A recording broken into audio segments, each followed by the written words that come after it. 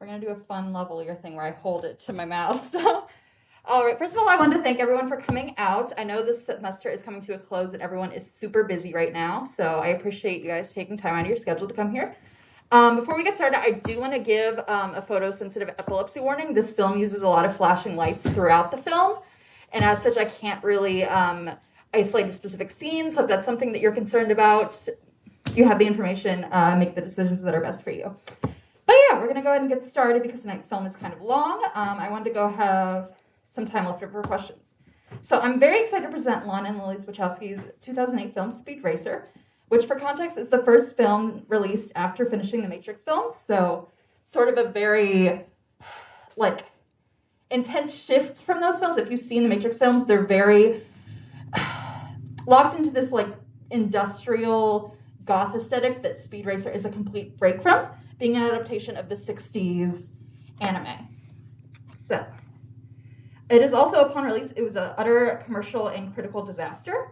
It has since been acclaimed as a cult film of sorts due to its unique visual style. To this day, almost no other film has matched, which is why I actually initially chose it for Wolfpack Pictures. Our films this year have centered on exploring the idea of space in cinema, and I wanted to have a film that showcased space in a digital sense.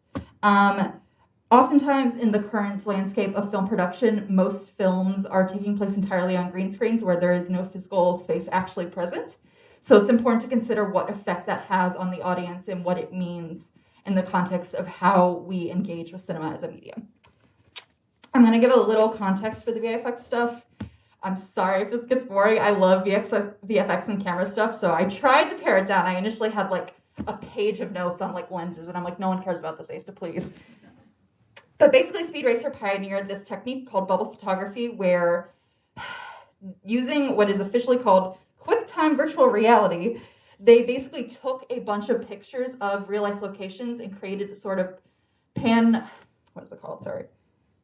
panoramic model that they then sort of layered in a way that is similar to cell animation, sort of trying to get to this idea of making a live-action anime, where this film is very unique visually. You will see it from the minute go, it sort of assaults the senses, trying to replicate the sort of flatness of cell animation, where it's oftentimes the shots are completely in focus, or it'll shift in a way that speaks to the fact that on a multiplanar camera, you will have two separate layers and sort of shifting.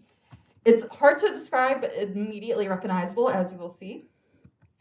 Let's see. VFX General Supervisor John Gatta said that we are going to reach a point where we are now becoming accustomed to the idea that time and space of the camera doesn't necessarily need to be interlocked with time and space of the subject, which is something that I really want you guys to keep a hold of when watching the film, how the visual aesthetic sort of collapses space and time together where they're not necessarily separate in a way that traditional continuity editing was up to this point.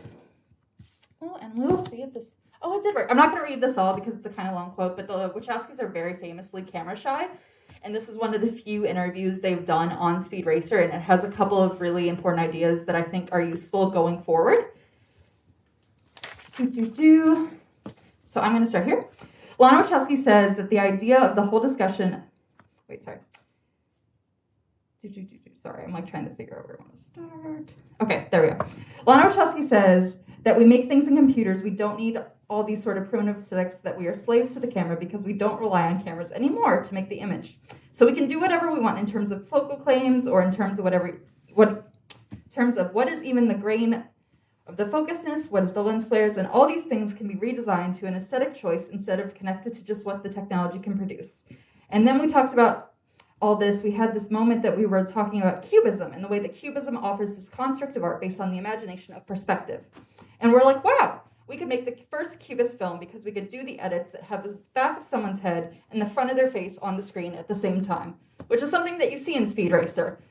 And it's sort of this idea of trying to move past traditional editing in this unique visual way that was wholly rejected is what interested me about the film, and I hope that y'all appreciate it.